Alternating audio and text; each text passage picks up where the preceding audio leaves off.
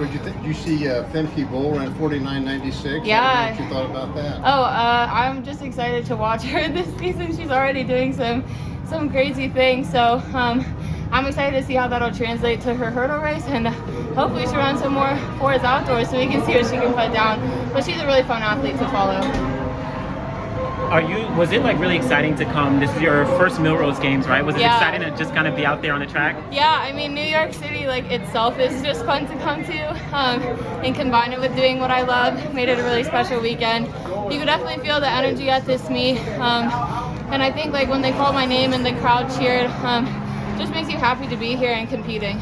Did it feel like, again, when the crowd cheered, did it bring it back to like NCAAs and USA's kind of last year? I feel like USA's for sure, especially before like the 4x1.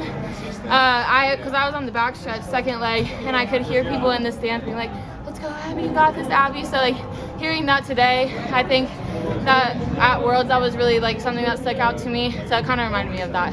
Do you like the 300 maybe relative to the 2 and the 4? I mean, it seems to be a really good distance for you. Yeah, I like it. I think it's still a bit more strategic than I gave it credit for. So I do like it. It definitely pushes me out of my comfort zone a little bit.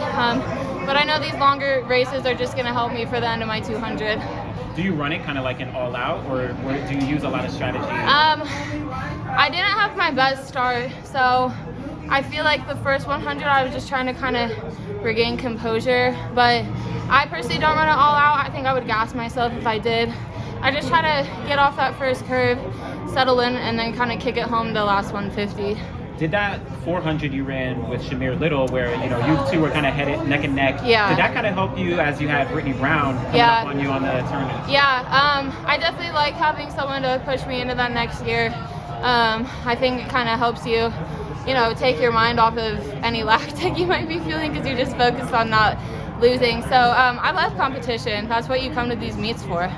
Yeah. And, of course, you're already one of the fastest women in the 200 in the world in history, right? How do you kind of assess the landscape of the women's 200 meters where, you finished 5th place at World Championships, but you're still in that mix? How do you kind of assess the landscape? For sure. I think just kind of like taking last year, finishing 5th, knowing I came off of a collegiate season, and just really attacking fall training, knowing that we can be a bit more strategic setting that up this year. And then, not changing it too much. I think a lot of the women that were in that final last year should be coming back if no one's, switching events or anything like that. So just knowing what I'm going up against and keeping that in mind, I think this fall training was good for me. So. Do you feel really good knowing that, you're still running races, but you don't have 4x4s, you don't have so many 4x1s, you don't have all those races this year? Yeah, I think it's a little bit easier mentally too. For example, NCAA's last year for Kentucky, I was in 4 events in the span of an hour and a half, which can be difficult because you want to give your all to each event, but it's hard mentally to really focus in days before on 4 different events. So I think that being a pro, that's something I've noticed. When I just have one event, I can spend my entire week before that just focusing, visualizing on that.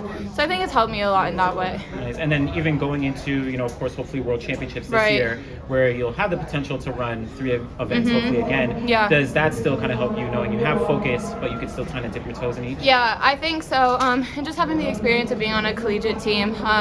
Relays, I think, are those are more fun, and you can focus more on just running for your teammates versus the actual race execution. When I'm on a relay, all I'm thinking about is getting that baton to the next girl as fast as I can versus how to actually run the race.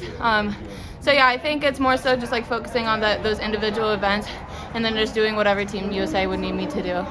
And then can you talk a little bit about, the youth in the United States? I think at Worlds, it was you, Britton Wilson, Sydney McLaughlin, and Talitha Diggs. And Sydney McLaughlin was the oldest of the team, at right? age 22. Yeah. So, talk about the youth right now in the United States. I think it's so exciting. And one thing I think that's special about that is, for example, with Sydney, who's been in the mix for however many years, and she's still only 22, 23 years old. The whole world knows who Sydney is, and they'll be able to follow her for the next 8, 10 years, however long she's done it. So I think with the youth that we have, it gives kind of a sense of familiarity to the athletes that you're going to see at these championships, which I think makes it a little bit more special and personal for the people watching. Yeah. Congrats on the Diamond, by the way. Thank you.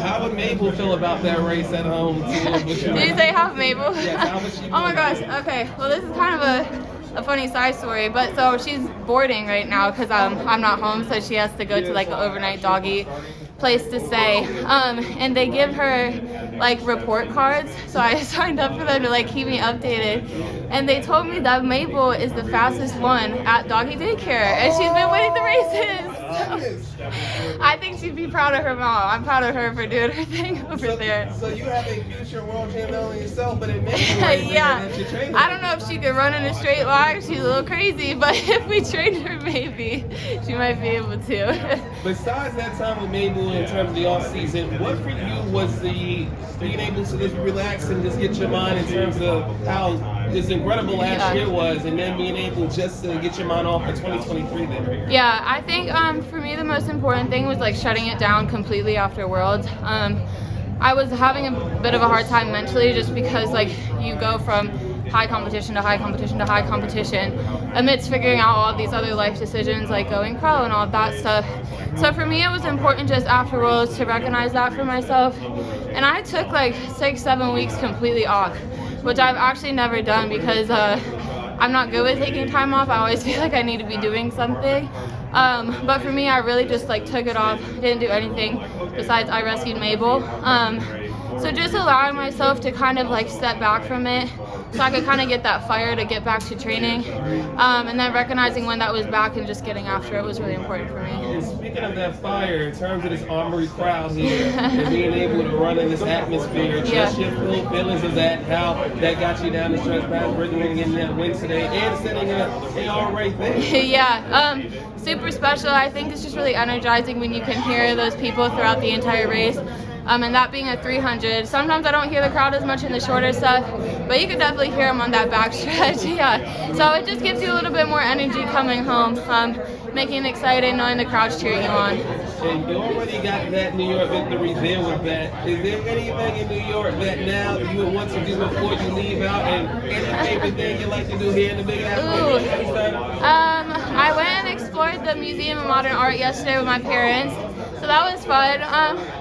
I know, like, last time I was here in September, I went to the 9/11 museum, Ground Zero. So I think just kind of, you know, I like exploring what New York has to offer. It's obviously very different from Lexington. So kind of hitting those historical monuments when I can. But as for tonight, I'm just going to go eat a big steak dinner with my parents and call it a night. I recommend the Color Factory, and with the weather not being like Boston last week, yeah. Highline. You're on the Highline. Okay, that's good to know. Thank you.